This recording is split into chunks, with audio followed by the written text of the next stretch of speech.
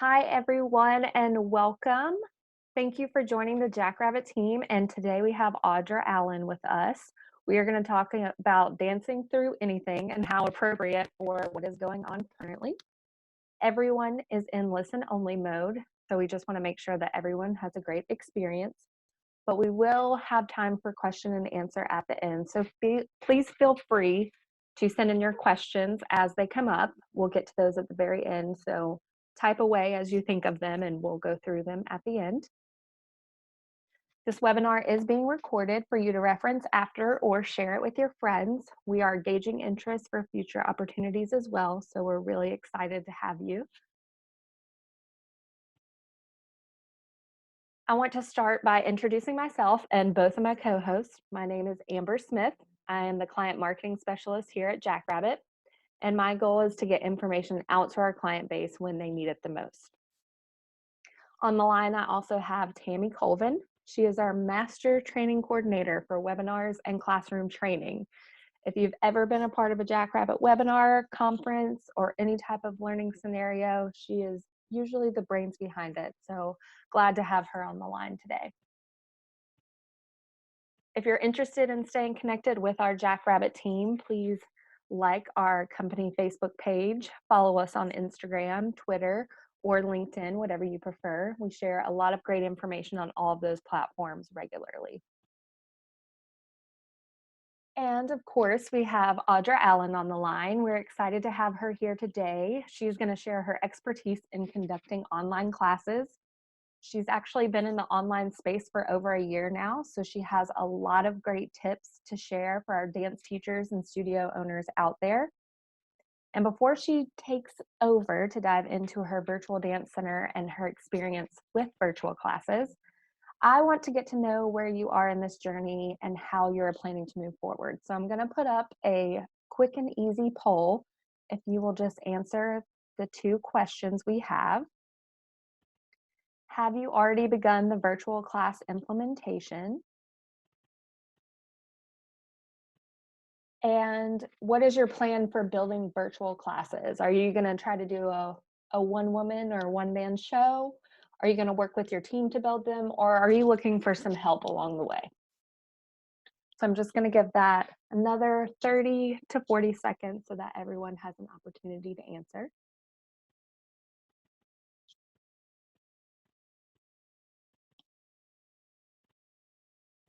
All right, perfect. So it looks like a lot of you have already started virtual class implementation, and that is awesome. Way to go for this uncharted territory. And then a lot of you want to work with your team to build these virtual classes. Some of you are going to take it on by yourself, and some of you are looking for some more help. So we are going to get started with some tips here today. So I am going to stop sharing my screen, and Miss Audra is going to come on camera. You should be able to see a little square with her camera in it, and there will be, if you hover over her square, there will be 3 dots. If you click on that, you can pin her video, and then you can see her more prominent in your screen. So, Miss Audra, are you ready to take over? I am. All right. Okay. Hi, everyone. I'm so excited to be here with you. So a little bit more about me. I live in New Orleans, Louisiana, and I'm a single mom, which will come into play that information to help you kind of talk in a minute, how to balance your kids under your feet while teaching from your homes. Like they said, I've been doing the virtual training for over a year now. My main focus is teaching live from my dance space to my dancers' spaces in their homes. I use it as a supplementational form. All my students, middle school and high school ages, do train at local studios. And then I do supplemental training, one-on-one sessions, like 6-week sessions for tap dance or another style that they're wanting to add into their training that they don't have access to.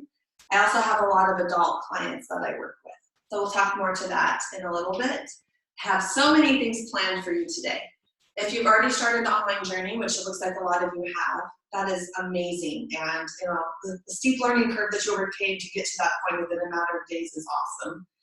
I'm going to still walk through the process as if for those who haven't had this experience yet to already go online, and maybe there's some things for those who already have that you'll find some additional tips and ways to help you even more fine-tune your online process. I also teach at a university in the dance department, and we also have moved virtually, so this has also been helpful in that regard. So first I'm going to talk about the logistics of the space that you're in. You might have a plan A, which is that in some locations that you're in, you're still able to stream from your studios, which is awesome. You might already have might already moved on to plan B, which is you need to start streaming from your homes. So we're going to talk to what your home space looks like and also what your dancer space looks like. Keep in mind that I've been doing this. This is my official business for over a year, so I have a dedicated room in my home to my business. So you don't have to get that fancy, but things to keep in mind. You do want some space to move in each direction. That's very helpful. I like that my space isn't too big because most likely the dancers that I'm working with, their space they're in is not as large as a studio. So it helps me condense my movement already to a smaller amount, and it helps transfer over for them to adapt quickly. The flooring, I ask that my dancers don't dance on tile or carpet for safety purposes. Younger kids, carpet, great, it's not really an issue. It's my older dancers with more, like we do more technical advanced training that I'm concerned about, but of course that's not reality for everybody based on what they have in their home. So just be aware of that with your students. Let me show you what my space, like what I'm looking at, when I'm talking to you. So it's just, it's nothing fancy, it's just my office. I actually placed my laptop, which is what I'm streaming from, on top of those 2 blue yoga blocks in the middle there in that little tower. It's nothing fancy.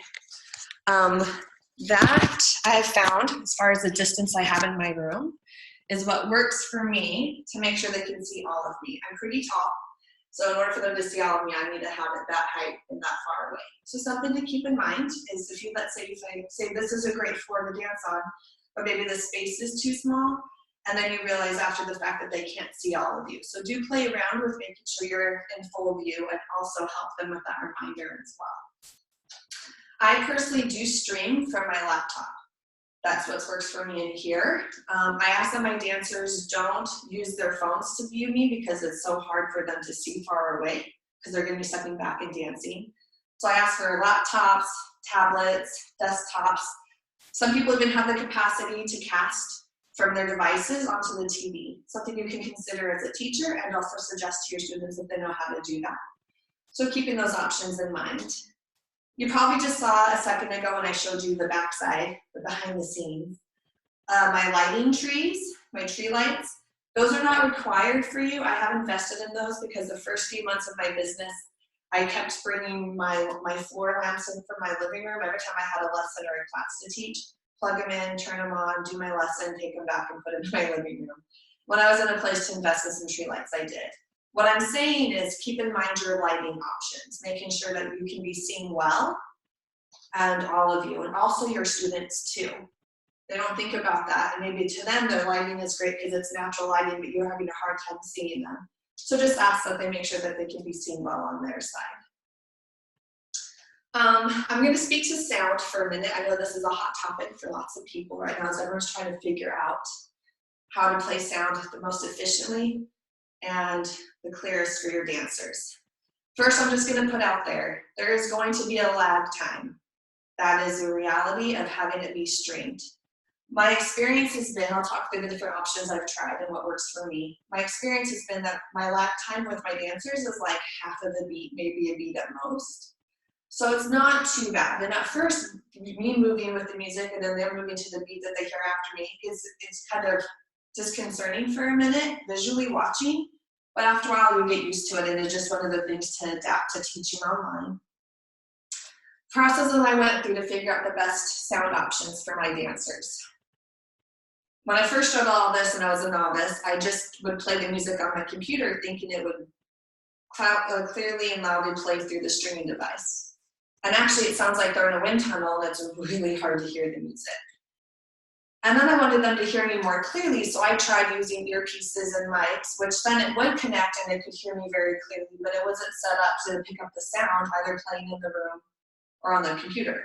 So they would hear me clearly, but they couldn't hear the music at all. So my most important thing for me was making sure they could hear the music well. So I'll give you two options that I'm aware of that you have. What I personally do, and I'll share with you why it's my personal favorite, is I use a Bluetooth speaker. And I have it as close as possible to my streaming device so the dancers hear it. And then I play my music from my phone connected to my speaker. I do this so it's like a remote control. So as I'm teaching back here, I'm doing my music control this way versus constantly coming forward and back to my device and spending a lot of time with that. That's my personal preference. There's another option if you use a platform Zoom to teach with that you can actually share, not your whole screen, but just your audio, and it streams directly from the device you're on. So you can actually play the music from the same device you're streaming your video from.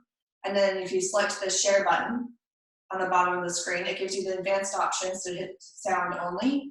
And then you can go in the process and just have your music play from your computer. But then you won't be spending a lot of time rotating between the screen you're on and the music screen you're on and back and forth. So it is more clear for the students that way, but it is a little bit more back and forth for you. Either way, they're not gonna be able to hear you talk over the sound. My cat just joined us, I was expecting that. We'll talk through the sound versus music, like you talking over the music in a minute. So what I'm gonna jump into next is teaching tips, specifically what I have learned I've had to adapt to teaching online versus in the studio. So when I'm in the studio with my college dancers, I do the traditional method, and when I'm online, there's a few things I have to adapt and change in order to have it work efficiently for my dancers. The first thing I have found is that I have become my dancer's mirror. So we're no longer in the studio, let's say the mirror is here, and they're behind us, and they have 360 access to view me. So they're in control of what they see and the information they're receiving. In order for me to see my dancers, and I want to see them as I'm interacting with them, I have chosen to mirror them. So if I'm saying, dancers, let's reach to the right, I'm reaching to my left, take your right leg and kick it across to the left, and I did it with my left leg as they did it with their right. It takes a little bit of coordination to move one body part while you're staying the other side. I actually have personally appreciated that skill I've learned as a teacher. I feel like it's another tool I've added to my teacher box. I know there's the option in certain settings that people can on a computer choose to swap the image and do the mirroring. That is something you can play with. I have personally enjoyed the challenge of this. I'm just learning to do the mirroring aspect. Some people have chosen to just let them follow along with you, and that's okay as well. Like I said, because I do the live version, this has worked for me, interacting and facing. If you choose to go the route of pre-recording and you don't want to do the extra work for like recital dances, you could visit the option of doing the mirror setting. So then it swaps it for them as well. Speaking to the fact that they don't have 360 access to you anymore, you are in control of what they see. So if you want them to see your high parallel passe, they're not going to get it very clear from here. You turn sideways and you demonstrate what you would need from the side. So you just have to be aware and play with the angles that you have your dancers seeing you at to be the most beneficial.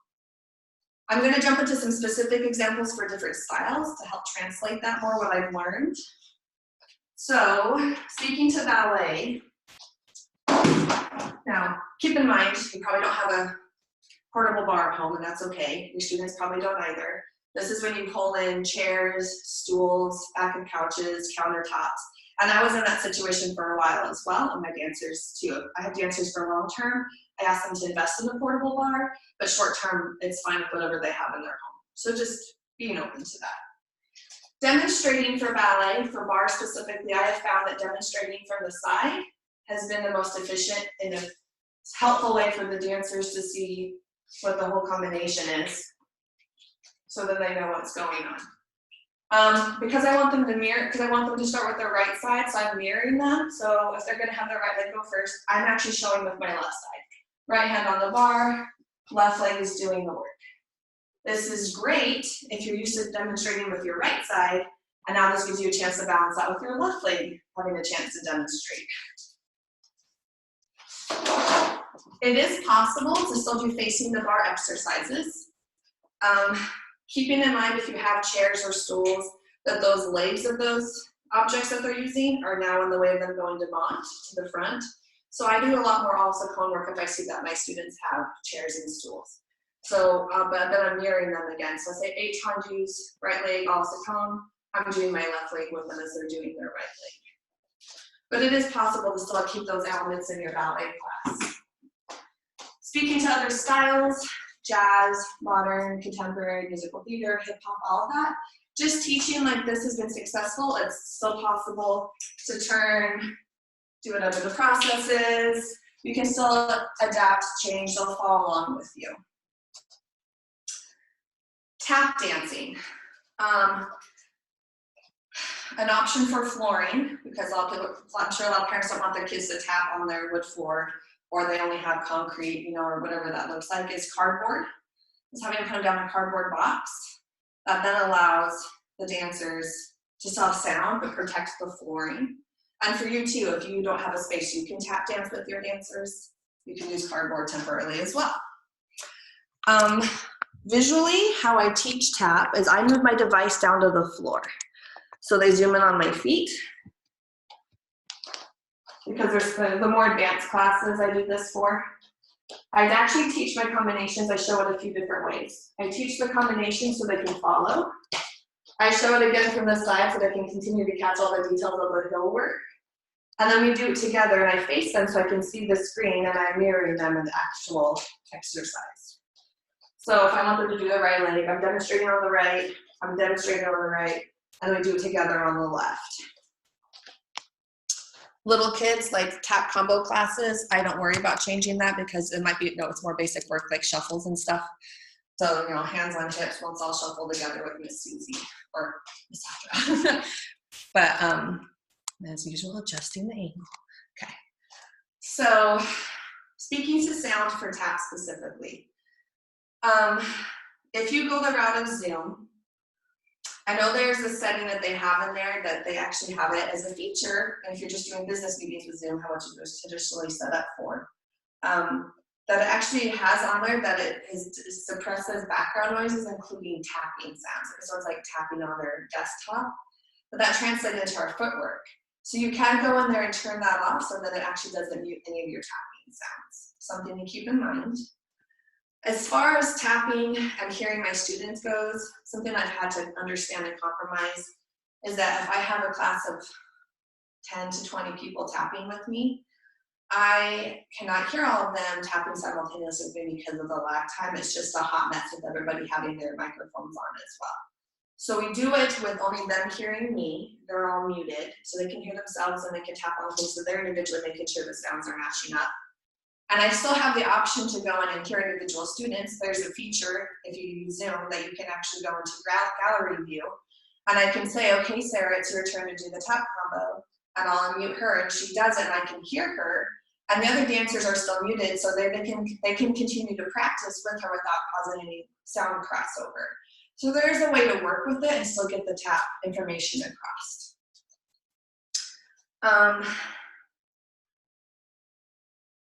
Let's talk about more about sound since we're there.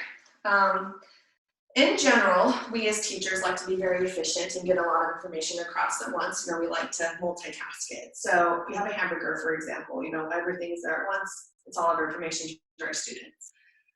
I now teach online in a deconstructed process. So if I were to go to a fancy restaurant and order a deconstructed hamburger, they bring it out to me where it's the bun, all the pieces, and then the bun again. Speaking to sound, it looks like this. I teach my combinations to my dancers without the sound on. So I can give them the verbal cues that they need that I would normally give while doing it to music that they can't hear anymore because the sound is louder than me talking based on how it's being given to the students through the device. So I teach it without sound, I give verbal cues. We dance with the music. I still visually do it if they're in a place that they need it, unless they're older and they're more advanced. And then I give the feedback afterwards. So no sound while teaching, do it with the music, talk afterwards without sound. I have found though there are exceptions, like in ballet music and sometimes in pop music, you can hear in the phrasing where there's gonna be a lull and it drops out for a second, then you can call out another cue really quick. I don't not talk as a habit as a teacher if I'm still giving verbal cues. I'm still talking through while the music is playing. If they happen to catch something, great. But in general, I have found that deconstructing works. This does take a little bit longer in the process. So if you have an hour-long class and you go from A to Z, typically X, Y, and Z is your big leaps, travel across the floor, all of that information that we're temporarily taking off the table because spacing, flooring, safety issues take off the big stuff. You then fill in that gap you think you have with taking a little bit more time in the deconstructed process of teaching your earlier information in class. There's some value to this for your students. Because you take a little bit more time with giving it to them, they can absorb more. Also, if the students are used to always giving verbal cues through every dance step, this is a good challenge for them to then have to remember it more quickly and only use visual cues as they're doing it with you on the screen. So I found that there's still some pros from this. It's not necessarily one thing's taken off and not replaced with another positive. Another huge difference as far as teaching online. The energy level is so different because you're used to walking into your studio in your classroom with your dancers and you all feel each other's energy. You can gauge how the kids are doing that day. Your energy helps fuel you. Biggest thing for me was adapting to the fact that I'm in this space by myself and I have to entirely rely on my own energy and even draw more of it and then over-emote it so it's reached to the students through the screen because they're also in their own space and then they're still looking to feel my energy through the screen. If you've already gone to the online method, you might find that you've already experienced that this is really exhausting. If you just went into like 4 classes back to back and weren't expecting this, your endurance does build. This is now very normal for me. And I actually will transfer back into my college class and my students are like, whoa, you must have been teaching online, your energy level is a little much, take it down a notch. So I'm like, hello everybody, and they're like, okay. So you'll find that balance, and your endurance will increase, and I think it's just another skill set to not rely on your students' energy, but that you're able to have that for yourself. You're not able to touch your students, which is another challenge. If you're used to doing the tactile approach, so it's helped me learn more as an educator to be more clear in my direction to my dancers. I have to be more articulate. I also always do anatomy review with my dancers. If I start a new session, we don't go through every bone, but we go through all the large muscle groups. We'll talk through, remember, everybody knows where the quads, the hamstrings, calves, all those basics, so that when I give verbal direction and feedback and say, okay, everybody, engage your quads to lift your kneecap, they now remember what that is and they can more quickly apply it. I still find myself doing this, like, okay, close your ribs together, lengthen your back, and I'm still getting like this idea that I'm touching them. It doesn't help. If they're still struggling, I found that then the third option is to actually have them put their hands on their own body and then I guide them through what I would like them to apply. And that normally is what needs to happen at first until they get more used to taking information verbally, personally applying it. But it really helps them improve their dancer, their self-awareness, and quickly apply corrections in the studio as well. Excuse me. Also, in general, with this method, there's just less interaction. You don't have an open dialogue running. I personally teach with my students always muted, so there's not any crossover sound from their sides. And then I use visual check-ins, which is great with little kids. We'll talk more about little kids in a minute. Okay, everybody, give me a thumbs up if you're doing okay. You know, next time, okay, show me some jazz hands. How are we doing? So just really quick visual check-ins is easy. I'm strategic about when I ask if they have any questions. Versus like they can ask whenever they want. They know that they can only ask when I say, hey, does anybody have any questions? Then they let me know with like a wave of hand. I come up, I unmute that student. They can talk to me while the other students can all hear them. So we're all still a part of the dialogue, answer their question, remute them and continue on with class versus spending all my time running back and forth. So that dialogue is there. If you choose to use Zoom, there is the chat box feature. I personally turn the chat box off. It's in the settings. That is something I do not have on the table. We do not communicate via chat because people can also have private chats, but also that means they're on their devices talking, and it just is another element that I don't feel is necessary, but speaking to my personal experience, something to think about. Okay, so transferring into what it's like teaching in their home.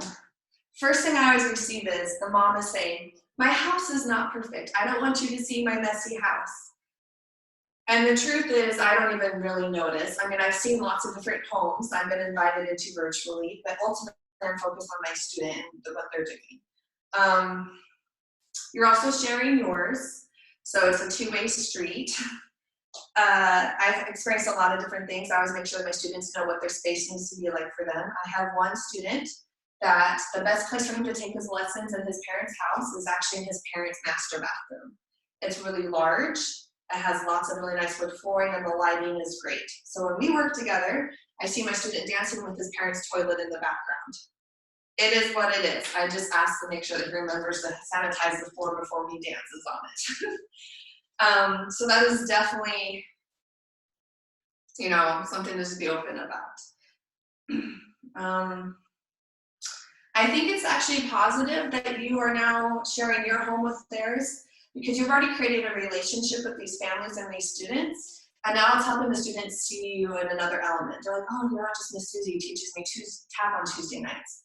Now you're Miss Susie in her house and you see that, oh, she has a dog, and look, she's got pictures on her wall, and she might even have kids, and like, it actually helps add more to the relationship and bonding with your families. I don't think it takes away the professional level. I think, in fact, it adds more value to what you're doing, because it remembers that, you know, ultimately what our teaching experience is actually us sharing with them, not necessarily the space you're in. That is definitely part of it, but ultimately it's who's in the space teaching is what you want to remember.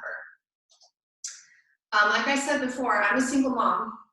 I've got two little humans, 6 and almost 4, and I have them 2 weeks at a time. I share with their dad. So like right now they're with their dad, which is why it's quiet. So as far as teaching goes with little kids, my students know I have kids. The weeks I have my kids, I start class and say, hey, I've got my kids this week. They know that means there's a very good chance that probably once during my hour-long class with them, my kids are gonna come in and ask for something or interrupt, which my students are getting better. I mean, my kids are getting better and know that they're not supposed to be interrupting me. It's a work in progress. But like they might say, Mom, can you open up this snack for me, or this got stuck, or I need help with something. If that happens, which is rare, I tell my dancers, okay guys, we're gonna run that combination again. I'm gonna hit play, I'll be back. And I'm only gone for like 30 seconds max, and they're still dancing and working. On your side, if you have kids in your home or pets that need a lot of attention, know they're getting adjusted to the process as well. So maybe the first few times you teach from your home, your kids are completely involved in it and they're just so excited to see what you're doing and they're dancing with you and maybe distracting you. They're gonna acclimate as well to this new temporary normal, and soon you guys are gonna have a rhythm and not feel like, oh no, what's happening. Again, this is new for all of us, it's temporary, we're just being more open to the situation. On the kids side, your students, they're in a new situation too. It's not just them taking class with you. In the background, they have siblings, they have pets, they have their parents home. So there's a lot going on their side too. So we're just all, you know, being more patient and understanding with each other in this journey. Again, speaking on the kids side. So my 2 little kids actually do take dance class, but I have them take it from a local studio because taking from mom in the house doesn't feel like dance class. I have them go to a local studio and take class there. Their studio is doing live streaming. So this last 2 weeks, my kids Tuesday night are in my space taking dance class from their teacher, Miss Nicole. The first week, loved it. My daughter decided she was hungry. She went and got a granola bar and came back and continued her shuffles while she was eating her granola bar. It just is what it is. I've seen the other kids in the class too. Like sometimes the kids wander off and they come back because they're really excited because they saw their brother play with something. The dog needs to be pet all of a sudden. So keep in mind that stuff happens. Speaking to that to help kind of more steer and have an idea of how to control that, I would strongly encourage that you communicate your expectations to your students during this time. I think dress code, keeping that in place is a really good idea because then it helps them transfer the mindset that I'm going to take class with my dance teacher. Dress code, hair done, shoes on, bring your water bottle so you're not running off to the kitchen to get something. Those things are still in place. So it feels like you're in dance class and helps keep things more controlled. Let's talk more to teaching minis for a minute, some ideas. I've been coaching different studio owners the last week and a half, helping them transition quickly online and how to adapt to the different needs and do strategy calls. And some of the stuff that's come up is how do we work with our kids? If you are going the route of doing live classes, but you're stressed because you have a 45-minute class with minis and how are you going to keep them engaged, I propose this. And I've received feedback from the studio owners who have implemented it and they really liked it. It's been successful on their side. 45-minute class, normally we spend 15 minutes of that class getting water, putting on the tap shoes, moving across the floor, right? We fill some time in. what I propose, something to think about as a starting point, is maybe only offer a 30-minute live class with the dance teacher, and then you do a separate 15-minute pre-recorded little mini class with the dance teacher that have access to. They can use as much as they want, so the family's still getting the 45 minutes that they were planning on, but then also some in sections that's manageable. You can still very much keep your typical process in your classes. If you're using a live feature for Zoom, like Zoom, it allows you in there to see everybody and talk to everybody. So at the beginning of class, you still have all the dancers come up to the screen. They can see all of their friends. You can let them talk to each other for a second. You can do your questions you ask. How was your week? You know, remember, let's all share, introduce yourselves, how old are you, whatever you do in your process. You can add in elements. Everybody, this next week, make sure you have your favorite stuffed animal with you that we're all going to introduce to our friends. So there's still connection happening. You're not losing the chance for the dancers to interact.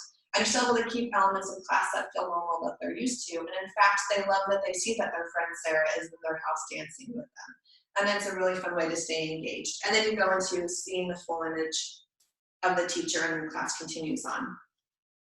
You can add in supplemental things like maybe reading a dance book to the kids, and then sending out a coloring sheet that they color, and then the next week when they come back to class, they get to show their coloring sheets. I can't take credit for that. Actually, that's what Miss Nicole, my daughter's teacher, just did this last week, and it worked really well. So at the end of her class, she spent 5 minutes reading that ballet book.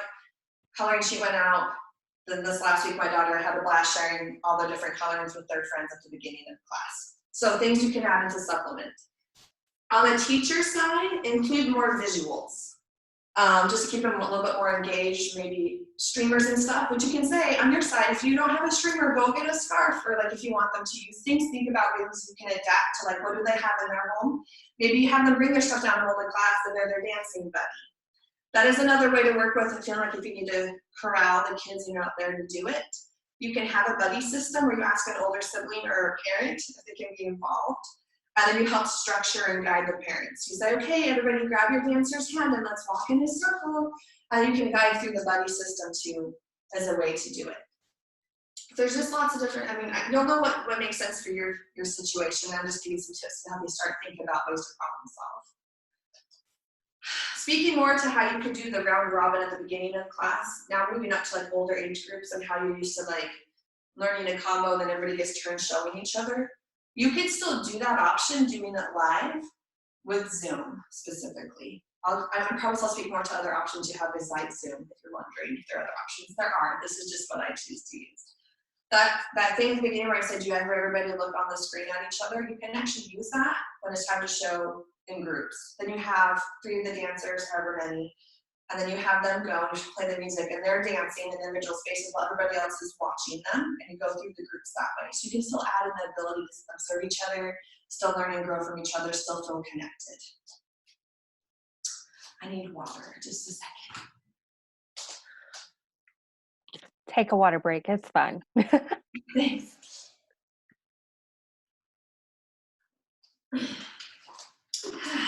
I don't know about everybody else, but I feel like I'm learning a lot here and I'm ready to start dancing. Everybody take a minute, drink your beverage of choice. Water, glass of wine, bottle of wine, whatever it is that you can get through today. I like the way you think. I'm doing water. I'm on the clock. Okay, so let's talk a little bit more about how to communicate with your families during this. If you've already jumped to already doing this online, you've already figured it out and you're knowing like how you're communicating with families, that's awesome. For those who are trying to figure this out still, I think this actually applies to where you are regardless. The biggest thing is speaking to the value that you're continuing to offer your dancers. I know there's been a lot of questions about feeling that the value is drastically decreased because you are losing the interaction in person and you're not in a studio. I don't think the value is lost. I mentioned it earlier. Ultimately, the value is the community that you created with your families in your studios. And if you're a freelance artist, your value is always still you, as who you are as a person and how you're interacting with your families and the love that you bring to the situation and your teaching and knowledge. And in fact, you're offering even more value because you and your teachers are very quickly learning new skills on how to adapt and move online. So you're adding even more value to your dancers right now versus not offering any teaching at this point. Speaking to that, I don't think, on a personal preference, as I've been talking to different studio owners, I don't think you should lower your tuition rate if you're going the live route and you've been doing all this work, or even the pre-recorded route. That's up to you how you feel. But really, the value is there. You're probably adding even more supplemental options. You're maybe opening up more classes to more of your dancers, maybe adding more tools and resources for them. You're actually giving them more value than less. So I strongly suggest that you keep the tuition where it is. You might not be on board with this. Just throwing out things to think about. That's the one. This is all for you to visually take away what makes sense to you. Definitely keep in mind your refund policy you have in place. So if you do have individual families come back and say, hey, we'd like to withdraw, revisit and see what your refund policy is if you want to continue to reinforce that. An option is to then maybe offer credit on the other side of this instead of a refund, or credit for the next year, whatever that looks like, case-by-case basis.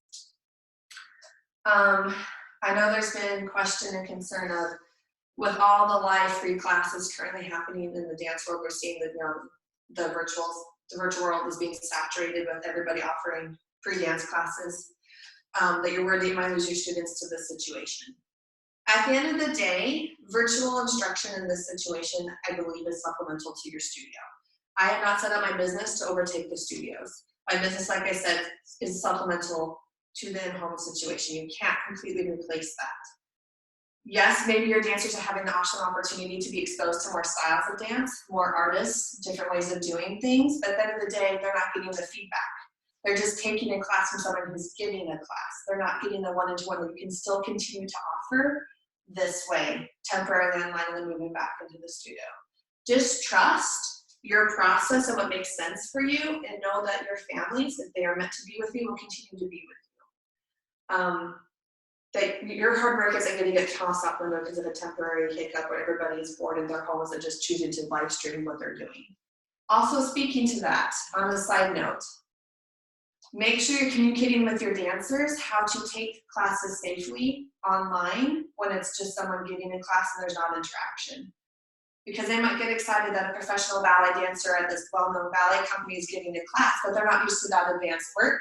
And maybe the professional ballet dancer doesn't normally teach class, so they're really giving a class. They're not really helping make sure they're getting tips to like how break things down.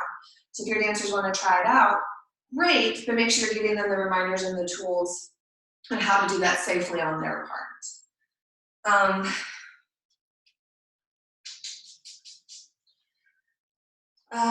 Let's see, I'm trying to think where I want to go next. Oh, in this process, don't forget about your teachers. I know we're really focused on making sure our families stay with us, but this is new for your teachers as well. And you're going to need to make sure that they feel that they're supported and that they're in a place that they want to check in. What are your resources like at your home? Have you figured out your space you're setting up? Like, what do you need? Like, you can look through all those options and make sure that your teachers are getting some extra time and love from you. As far as preparing to teach online, if you're going the live route, what I would recommend is doing like a trial class and have all the teachers jump on, and one at a time the teacher gives a chance to play with it on their side of the device, and then the teachers are the students. So then you guys can work through some kinks, figure out if your spaces are making sense, and then you have a way to help get them so they're in place. Speaking to the teachers a little bit more, I would recommend maybe revisiting and being clear what your expectations are with your teachers. I know there's already been some concern that some teachers are realizing they also have this awesome tool of doing virtual private lessons, and they're starting to do stuff on the side that maybe falls outside of your studio policy with your studio dancers. So do keep in mind that maybe you need to just revisit that, maybe add an additional addendum to the contract you have them sign, something in writing that just says, hey, we understand that we're not going to go around and do side work if you typically want the private lessons scheduled through the studio. Whatever your policy is, make sure it's reinforced and communicated, or minor adjustments to accommodate this time online. Also, you have teachers teaching at different studios. Some studios are teacher sharing, so that is something to keep in mind. Last thought as far as presenting information to your families before we jump into platform options. I think I'm just checking the time. We're almost done. You could, if you are, one option is keeping your schedule exactly the same. This is a temporary time online. You want it to be a very smooth transition back into the studio. So schedules look the same. Maybe you decrease class time by 5 minutes so teachers have a minute to breathe, catch water, whatever they need before they jump onto the next class. You could take a family poll, do a survey with your studio families and say, would you prefer an earlier schedule so you all can have dinner every night together? Or is it that you need to keep it the same because parents are right now working from home, but their work schedules haven't changed, they're just in their house, and maybe they only have so many devices and then they need their laptop to work, and that's the only laptop they have for their kid to take the class from. So maybe do a survey with your families. So it's not necessarily that everyone else just has free reign access in their homes. There's also other kids, other siblings who need to do schoolwork. Maybe there's other things that are going to have to be in the home that we don't know about. So keep those things in mind. I think the biggest way to get your answers is do that survey. Okay, platform options. I've spoken to Zoom a lot. I'll just let you know a little bit more about what Zoom is, and I'll tell you some other ones. So Zoom has been, as you've been using it in this regard with the webinars, Zoom has been around for over 10 years. It's like the modern day version of Skype that's specifically designed for businesses. There's one-on-one option, there's small group settings, there's large group settings, webinars can be hosted. It was designed to support businesses remotely. They're in a great place to support everybody and their dog moving online with their businesses in the last 2 weeks. They reported, a week ago Thursday, so 2 weeks ago tomorrow, I think, where all this kind of first started happening around the world, that they had their biggest download day in the history of the business. And the platform is still continuing to work without any hiccups. I'm not seeing any issues on my side because I have the app. They're already set up to support this. So if you're concerned that maybe there's going to be a crash in the system, I think that's a minimal chance. I know there's Google Hangouts, which is free. You can play with that. I have played with it. Personally, I found it kind of clunky. I like Zoom because it's very user-friendly on the family side. They do not have to have an account. They can just download the app, and then they just access the link that you give them, however you share the information. And then bam, they're in the class. Bam. I know some people are choosing to do like private Facebook groups and have their classes join that way. Something to play with as you're transitioning online. Do keep in mind, like with copyright issues and music licensing, that maybe there's some issues with that. I know some people are choosing to share or live stream on YouTube and their private classes, or they even share the pre-recorded material that way. And again, because of copyright issues, I don't want to speak too much of that because I'm not a professional in that. But there have been people just having issues with classrooms, their videos being taken down because of music licensing. So just being aware of the different platform options, and then what that looks like as far as music being shared. There is an app called Band, B-A-N-D. If you saw a workbook that's been floating around, my friend Erin speaks to that in that workbook. It is free for the families. I know a lot of K-12 groups do utilize it to communicate.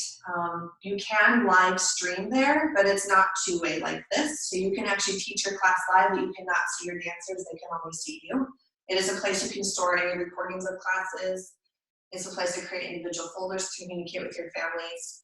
I know a lot of people love it. The big hurdle is getting every family having to create their own account to have access to it. So if you have a massive studio of 800 plus students, that's 800 plus, or no, potentially plus 800 plus families that need to take the time to create the account. It doesn't take a lot of time, it's just getting them to do that. So if you can overcome that one hurdle, Band is a great resource. You can cross-supplement, you can do live classes, and you can use Band as a way to communicate. I use Google Drive as a way to communicate with my dancers because you can control who has access to those folders. You can set up a studio folder. Underneath the studio folder, you have a folder for each teacher. And within each folder for each teacher is a folder for each class. And then those individual folders are shared to the appropriate families. And you can share the recordings of the classes, any supplemental information, those coloring sheets, Zoom links, anything like that, then those families have access to it.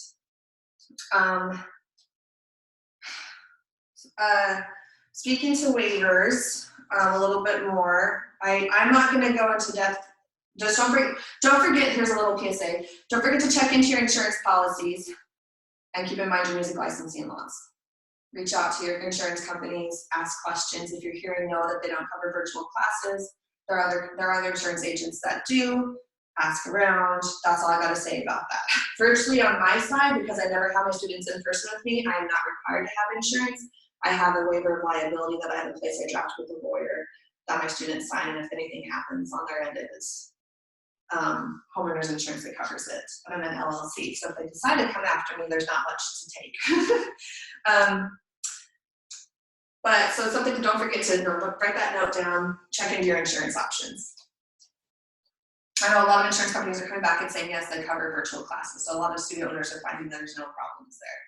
But in general, speaking to waivers, if you are going to be sharing recorded classes with your families and music licensing laws and child privacy and all of that, I would recommend adding a new waiver that they need to sign virtually before they can take your online classes.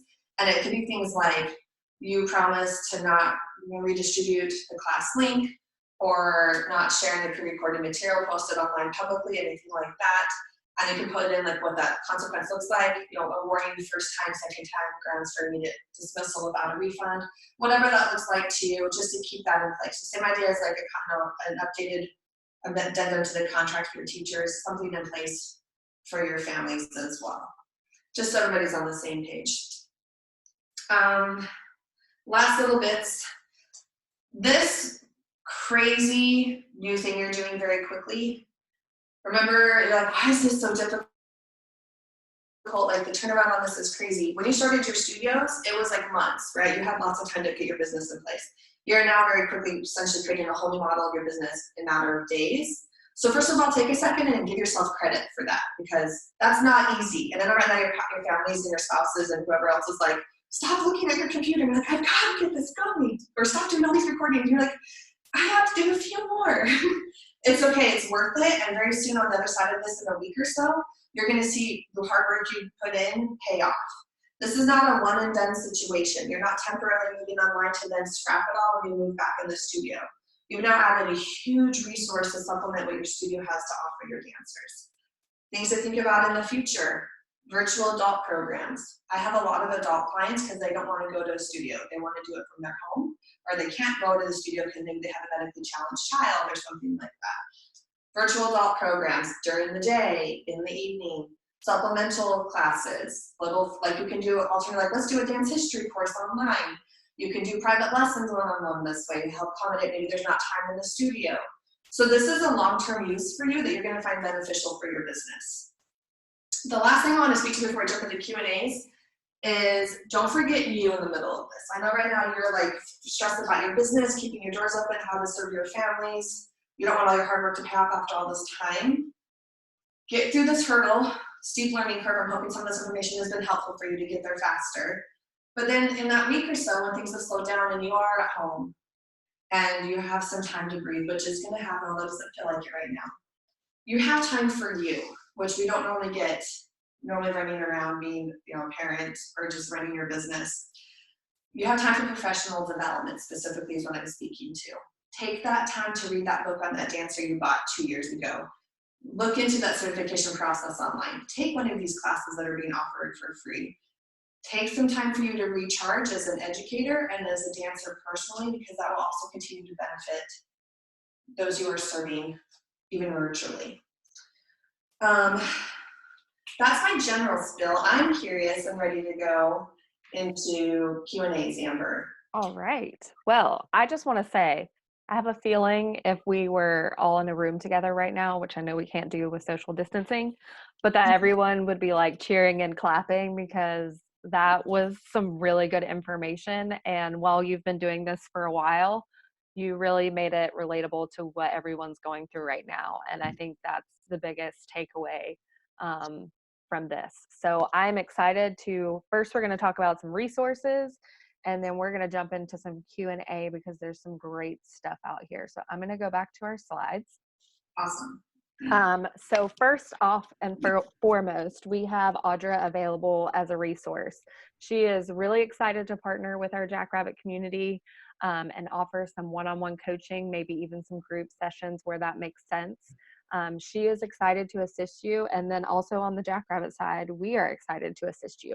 So after this webinar, once we have the time to process this recording and get it in an email, you're going to get that from us. You're going to have the option to watch this over again. You're going to have an option to connect with Audra through us. So please, please, please do that if you are interested. She is here. We are here to help you through this. Some other resources we have, our Facebook page. You can like our Facebook page, Jackrabbit Online Class Management System, Class Management. We also have a closed group for our Jackrabbit users. So if you are a Jackrabbit user, please join us. There's a lot of great conversations going on in that group as well, similar to what you're experiencing here on this webinar. We also have our COVID-19 Resource Center that is available through the Jackrabbit Help Center, and it will give you a one-stop shop for all the help articles, tutorial videos, webinars, anything that we have available to help you through this time is all linked there. And then, of course, the Jackrabbit blog. We are bringing fresh content almost daily from our marketing team that matches the trends of what's going on in our industries, so stay tuned there. All right, so I am going to read through our Q&As, and if it is specific to online classes, I'll shoot them to Audra, and if it is something that has to do with Jackrabbit, Tammy, our expert, is here to answer those as well. So let's jump in because we've got quite a few. From Jen, and you kind of touched on this at the end, but I just want to make sure that everything is covered. She wants to know about liability of students dancing in their homes in semi-functional spaces, knowing that our insurance covers them when they're in our studio space, but not outside of the space. Our director is very concerned about this. Any tips or specific notes or waivers that we should communicate with them in advance? Yeah, I feel like I did cover that. Hopefully, Jen, you got the answers you were looking for. I do know that some studio owners have found that their insurance companies are giving them a hard no, and I think it's partially just because this is new information, and they're just having a knee-jerk response. I suspect we're going to see some changes in insurance policy coverages soon for your insurance, for your businesses, because I also have so many people online. So I know some studio owners are shopping around with other options that they would like to continue on and keep their business open, and that's what they feel comfortable with. And I know some have spoken to chancing it and putting waivers out there and removing the liability, but that's where you're comfortable with. And again, I'm not a professional in this. I'm speaking to what my conversations have been with other studio owners. So. Okay, I think that covers it. Next from Gabrielle, what floor is the best to dance on for point bar? So I asked that they do something along the lines of wood or, fake wood, something like that. I found that tile is a possibility, but long-term use of that is a concern as far as potential injuries. So like if they're in kitchen, it works. But those are the main ones I found to be safest. Okay, awesome. We have another one from, where did it go? I had one that was specifically about the admin side. There it is. From Katie. I'm not sure if this will be addressed later, but I'd love to hear more about the admin side of online classes. I'm not a teacher, so more interested in class time, Zoom techniques, transitioning to an online studio, etc. Who do you want to answer that? Katie, can you drop a note in the Q&A and just let us know if you're looking for more of the Zoom aspect or Jackrabbit, or how a system can help you get that out. So we'll wait for that one. And I can speak to that too for a second. Okay. Because I've been using Zoom, I do have the admin side figured out, and that is something I've been offering in my coaching with the studios and what I've been helping studios actually set up admin side and how to do it and do tutorials, because I know the support system's also been extremely busy for Zoom. So that is something that I have accessible if that is something you need help with. Okay. Awesome. So from the next person, what platform did you use for these classes? I didn't hear if you said it. So I use Zoom for my interaction, and then there's a few other options that I gave, but because I like the live back and forth, Zoom is my personal preference. And then there's also, you can use Google Hangouts. I know there's some more options. I heard that Microsoft has one, but I haven't heard much more about that. Some people are using Skype. You can do private groups in Facebook. You can do live streaming on the Band app, B-A-N-D. Yeah. So as far as I know that YouTube has a live feature as well that you could try, but with the music licensing laws, that might be a hiccup. Yeah, for sure with YouTube. All right, from Laura, for muting background sounds with tap, is that a setting on your device or your student? I'm going to say both. So I actually personally have not had issues with that on my side, but I know some computers are. So as I've been working with other teachers, they have found that it's a setting on the Zoom application that works for them, and they have their dancers do it. So it just depends. But they weren't using, I use a MacBook, put in an Apple plug. I use a MacBook, and I've not had that issue, nor do I see those particular setting options. And I haven't, but I know that some people are using other brands, and I found that they need to turn that as an option off in their settings. Okay, awesome. I believe we've answered the liability, so we'll go to the next one. From Laura, how do we set up a survey like you did at the beginning of the webinar?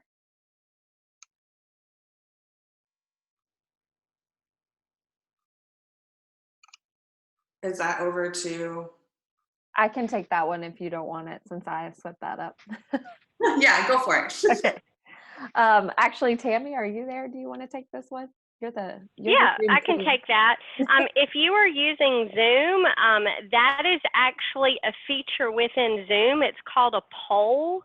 So when you actually build out your Zoom, there's a tab for polls, and you can just set up your questions. And when you're actually doing the webinar, you launch the poll, determine how you can just sit there, and when you're done with it, you just end it, and that pops up on everybody's screen.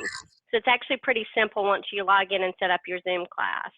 Absolutely. And you can give them options to answer with, so you can kind of control the answers that you're getting back or what you're looking for. So fun tool with Zoom. Okay, from Katie, would you suggest a class size limit? We are considering combining 2 to 3 classes together who are learning the same recital dance. Yes, so love the working smarter, not harder. Love it. Definitely a strong suggestion. It has to speak to the device that you're looking on. So if you're just going to use your computer and you have 30 students, that's very small boxes you're going to be seeing your students in. They're not as much feedback. If you're able to like cast your device to your TV and it's a much larger image, or you're projecting it, yes. So maybe do keep in mind, it is possible to go that route. You just have to decide how much interaction you're going to be able to do with them if there's so many more. When on my side, I personally choose to keep my class sizes to 10 to 15 students max because of the size of my screen I'm on. But I know that a lot of studios have much larger classes than that. So hopefully that's helpful. Yes. So a huge thank you from Heidi. She said this was so thorough and organized, so the people are loving it. Thank you, Heidi. Next question from Michelle. Is there a tutorial that we can refer to that helps us set up Zoom with multiple teachers teaching at a time? I know how to do that instruction for you. I don't have like a link. I feel that there is, I'm sure there's resources on Zoom themselves. I do know that if you go with Zoom, you're gonna need to choose to get multiple accounts. They have different account options. They're $15 a month one, which I love Zoom. They give you the option to just pay monthly and cancel at any time. So you don't have to commit to like a year, because they recognize that Zoom is used for short-term use as well. But if you're going to be having multiple teachers simultaneously teach, you do have to have a different account for each teacher. And speaking to that, I would strongly encourage that you think about the privacy side of that, you would maybe create like a Gmail email account for each of your teachers that has like the studio name attached to it. So as you're setting up their accounts, they're not using their personal emails, and you have access to the account with a login and all of that. So it just helps keep the professional side of it. Awesome. From Teresa, what about acro classes online? Is this possible? Okay, so yeah, I've been trying to tackle this with some other studios that specifically do acro. Definitely add in, I still believe that you can visit a lot of the exercises you do. I would say you're taking some off the table based on lack of resources and devices you would normally do in the training process. This is a great time to add in strengthening and stretching. You could, if you have like more beginners, you could attempt to do something like maybe you do a 15-minute crash course with the parents to learn how to do basic spotting, and then have that be a part of the process. Just shooting this off the top of my head. So then you have those resources. Great idea. I think acro is definitely something you're going to have to do some serious modification with. Yeah, for sure. All right, this one I'm going to direct towards Tammy. This is for Molly. I have a question about billing. There are a few classes we are not billing for in April because we aren't doing virtual classes for them. Is there a way to put certain classes on hold so the tuition doesn't post when I post April tuition? You can temporarily go into classes, edit all classes for those classes, or just go to each class one at a time and set the tuition fee to 0 short term. That's probably, I think, and if you said just a handful of them, that's probably going to be the quickest. So when you do post tuition, it'll actually just post to $0. That way you're not having to change anything. Maybe if you saved a favorite and you're pulling your post at the same time, they just know you posted April tuition and didn't charge them. Amber, can you think of another option that might be, that's what I'm thinking of as the fastest. Yeah, that would be a good idea. If you really wanted to separate them out and be sure, you can maybe move them to another session and then Also just good. bill for the session that is still happening, but then you'd have to remember to move them back. So whatever works best for you and how your brain thinks, I think is a good way to do it. And Tammy, I'm going to give you a heads up while I've got you speaking on here. I would like to show off the Jackrabbit virtual class link. I'll give you some time to get that set up on your end, and I'll shoot the share over to you. And I'm going to go through a couple of questions, but if you want to work on pulling that up for me, that would be amazing. Okay, working on it now. Okay, thank you. So from Tina Fox, she said, we updated our parent portal waiver to include at-home classes, and that is very smart of you. Great idea. You kind of thought ahead of me on that kind of stuff, and Audra touched on that, so that's awesome. From Grace, with Zoom, how do you share your account with your teachers? I have 5 teachers, but only have 1 Zoom Pro account with 1 host.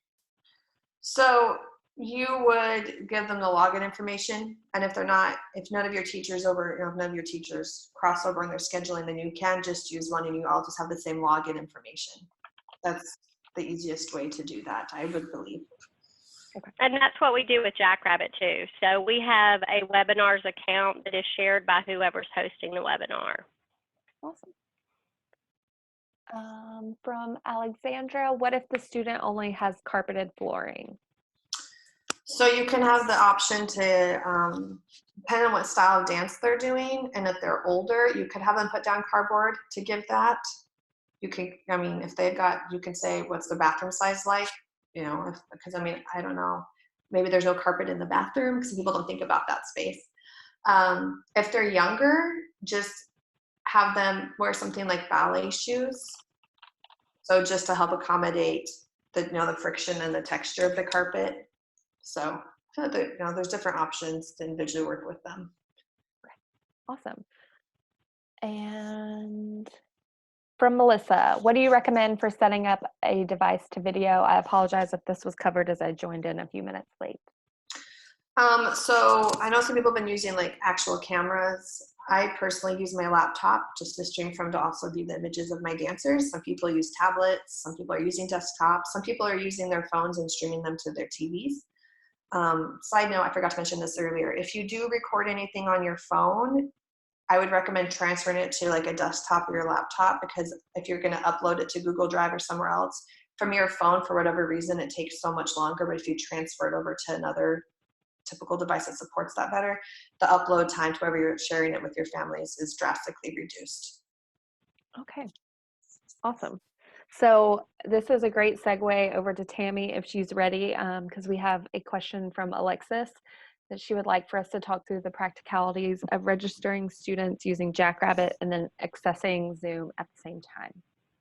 Okay, so I am going to share my screen. And what you seeing, Amber? You got it there? I do. Okay, woohoo. All right, yay.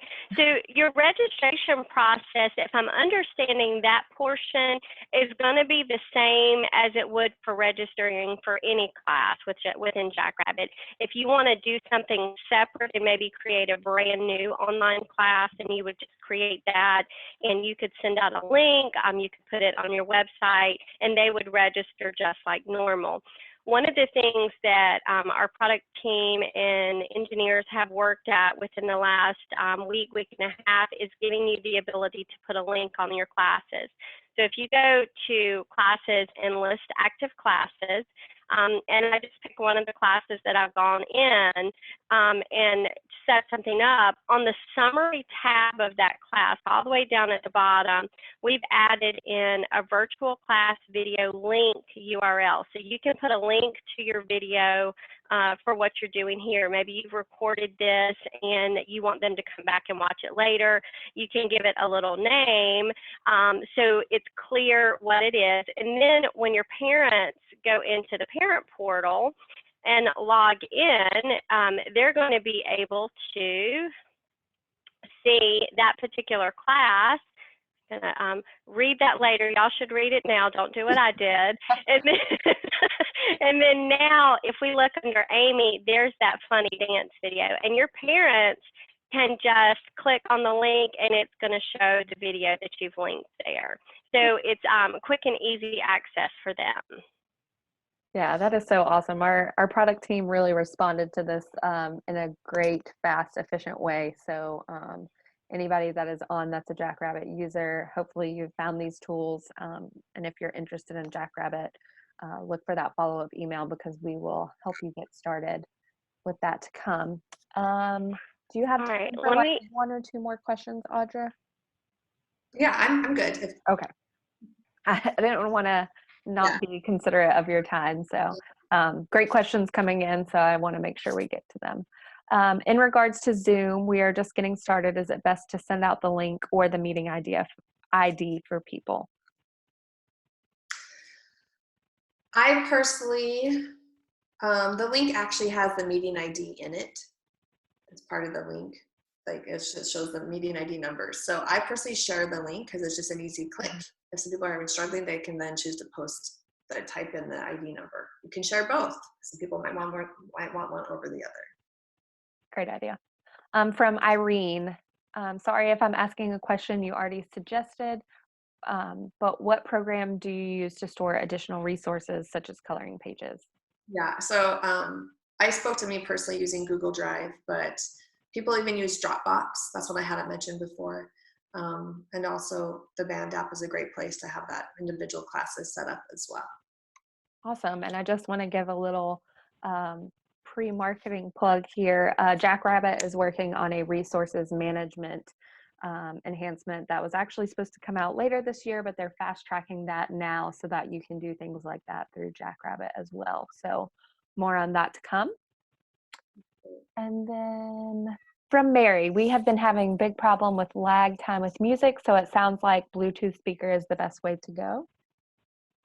Yeah, if you're specifically, I don't know, Mary, if you're doing it from your studio setting. If you guys are in your studio live streaming, the studio sound was set up for the sound in the studio. Your device, it wasn't meant to pick up the sound and carry it real time to the people watching. So that's why I recommend thinking more Bluetooth speaker, sharing actual audio from your device through your streaming, the device you're streaming on. So just to help fine tune that to your dancers, but there's still going to be the potential of a minute, that half-second or second lag time. Okay. From Sheila, how are you marketing? Are we at time to me? Is that an Audra question? Yes, sorry. Okay. I personally, because I'm a virtual business, everything I do is online. I mainly get my clientele traction through Instagram. I do have a Facebook, which is building more on the educator side right now. But as far as my students I'm working with are finding me, and I'm just continually offering value and sharing content on Instagram. Very good. So I've got a lot of thank yous in here. It looks like this has been very great content for everyone. I'm going to hit one or two more questions, and then I want to make sure that I give people their time back. But so many great questions have come through. It's like, I want to get to all of them. To the last question. I'm sorry, what? Can I add one more thing really fast to the Yeah. last. Yeah. Studio owners, keep marketing, because you're going to have the potential of getting new dancers right now who maybe their soccer program canceled, or maybe they were doing something else that they can no longer do, and their families are still looking for resources. You might be getting some new students, so maybe consider what that looks like. Maybe offer a few new classes for newbies versus taking over recitals, people working on recital dances. Don't stop marketing. You might be getting some new people from this. Yes, great idea. People are spending a lot of time at home, and parents need their kids to be entertained for a little bit. All right, from Robin, last one. I'm an owner of a studio. I'm thinking of having some of my college alumni perform ballet, bar, and contemporary and just record them. But it seems to take a long time for these videos to be ready for access for my dancers. Any thoughts? I personally don't pre-record, but I've been helping those who do. Yes, I think it's a lot of work because you're taking all the live class time you would have put into and condense it into days of pre-recording. So I think you're just seeing it smushed together and then editing if you're going to go that route. So it's very much a possibility. I personally think that it's a less work side on the live streaming because you're spreading that out. I would say just mentally get ready for the amount of time it's going to take for the pre-recording. Yeah. Amber, can I add into that really quick? Sure, absolutely. We use Zoom for our webinars as education and marketing for Jackrabbit in general. And because of the surge in Zoom, we had been recording on the cloud, and that is still taking a long time for processing. But one of the adjustments we made middle of last week was recording a local version, and that tends to process a little bit faster right now than it was to the cloud. So you might, if you're using Zoom in particular, you might want to try that, because if you record it locally to your computer, you should have access as soon as the file finishes saving. Yeah, I personally, thank you, Tammy, for bringing that up. I personally actually bypass the Zoom cloud and go straight to my device, so I have quicker access and use it how I want. So I'm not adding in the step of then downloading it or distributing it differently, and it's taking a while. Yes, it's kind of like when the cloud first came out for iPhone users. I was like, what is this thing? I can't even understand it. So recording to your computer, whatever device you're using, will give you quicker access, which is what we're doing today, so we can get this recording to you faster. So without keeping you on any longer, I just want to thank everyone for taking the time out of your day to join the Jackrabbit team and Audra. Audra has been phenomenal in sharing her expertise on this. So hopefully you were able to take some things away, because she truly is an expert in this online space. And look out for a follow-up email from us. And if you want to connect with Audra, you will have a way to do so through that email as well. So thank you again, and keep on doing great stuff out there. You guys are amazing. You guys got this. You guys got this. All right. Have a great day. Thank you, everyone.